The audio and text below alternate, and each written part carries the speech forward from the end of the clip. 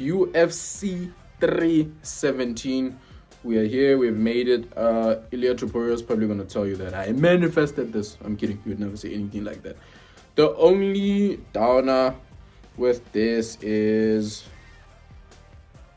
where's Nico Price? So Nico Price was on the prelims. Trying to find him. I can't find him. I'll tell you just now. Give me a sec. Nico Price is in the early prelims. Yes, he was one of the more hyped prospects that didn't really yield much according to standards and stuff like that. But it's still not fair that he's not on this card, but it's fine. I mean, the prelim looks really good. There's Terrence McKinney.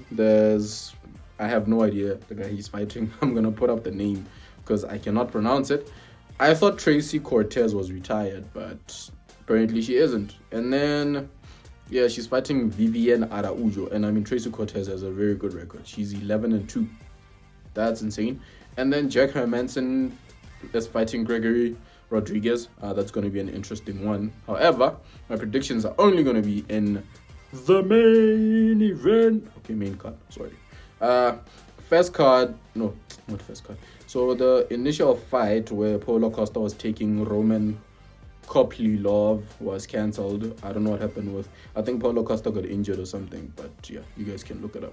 And then that means Peyton Talbot and Felipe Lima were promoted to the main card. And Peyton is the next protege that they were trying to push, but he lost his last fight.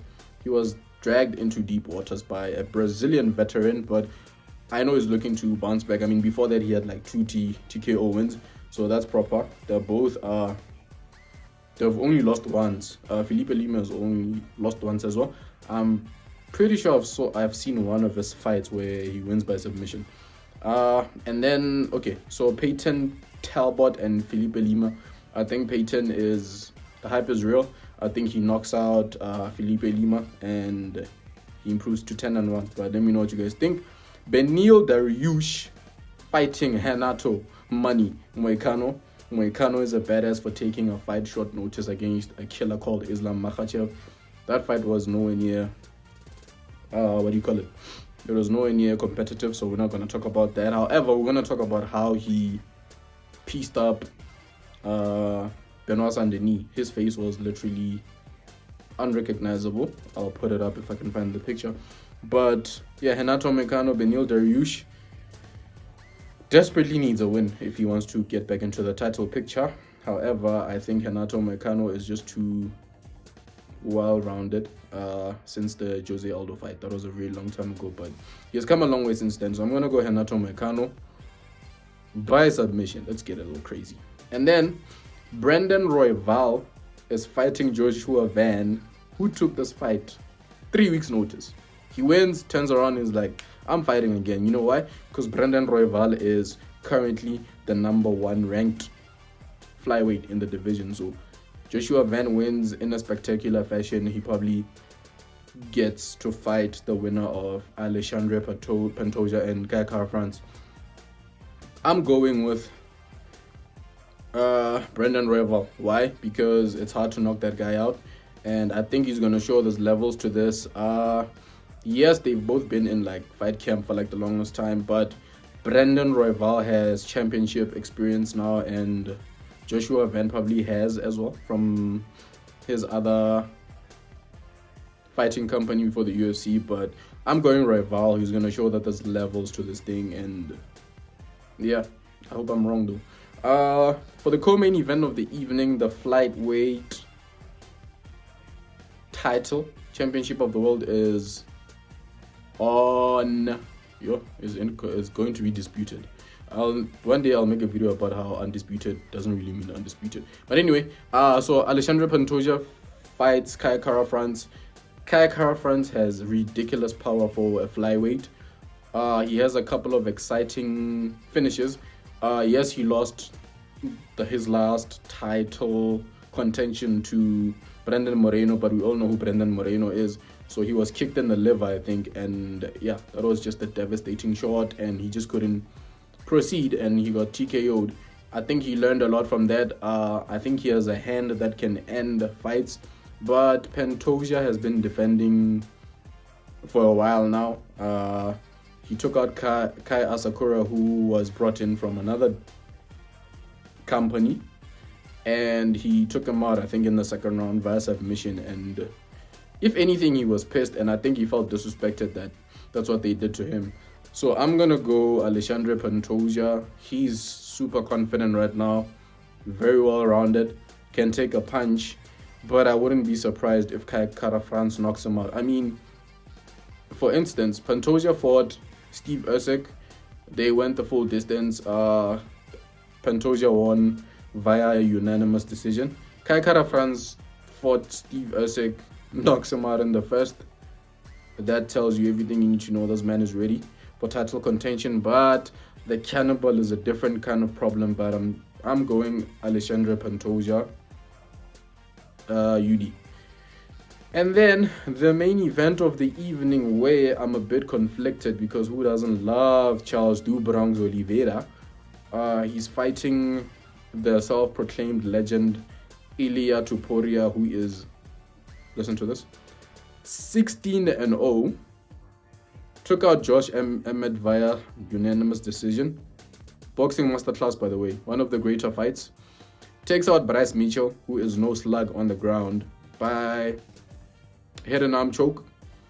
Takes out Max Holloway by knockout. Takes out Alexander Volkanovski, who might be the featherweight GOAT, by knockout. So this man is Conor McGregor 2.0 with better wrestling. He's probably still working on his charisma, because I know the MMA community is not a fan of his arrogance. I'm pretty sure he would say he's just confident. And 16-0, putting away people that you put away, it's really, really hard to bet against this person. But also, Charles Oliveira has the most finishes in UFC history, I believe. So, how this fight goes, it's if Topuria gets overconfident and takes Charles down and tries to submit him, I think that's not a good idea. I think Charles is way too good for that. As much as, yes, Islam choked them out, I still think Oliveira's jiu-jitsu is much better than Tuporia's one. And something that people are not taking into account is this is a new weight division. Charles is big. Charles is huge, and he hits like a truck. And he did say that he's going to walk forward. We're going to see what that's about. But I think Topuria is better off on the feet. I mean, Charles is no slug either. But Tuporia's boxing is just incredible. He has power in his hands. I'm not sure if that's going to translate to 155. Yes, he has had 2 fights in the lightweight division, but they were no Charles Oliveira. And looking at Charles Oliveira's, resume as well, he's took out some legends. He has knocked out Michael Chandler. He has submitted Dustin Poirier and Justin Gaethje. I mean, a lot of people can say that. So it's going to be a very interesting fight. I think Topuria has a lot of power in his hands, and in the past we've seen that Charles Oliveira's chin can get sus sometimes. You can knock him down. I don't think I've seen him get knocked out, but you get dizzy and whatnot. Maybe the ground is not your friend at that time. I don't know, but it's going to be interesting. But for this fight, I'm going to be a bummer and says, if it stays on the feet, Ilia knocks out Charles Oliveira. Something that we haven't seen before. And I mean, he has a pattern of doing that. He has knocked out Max Holloway, something we've never seen before.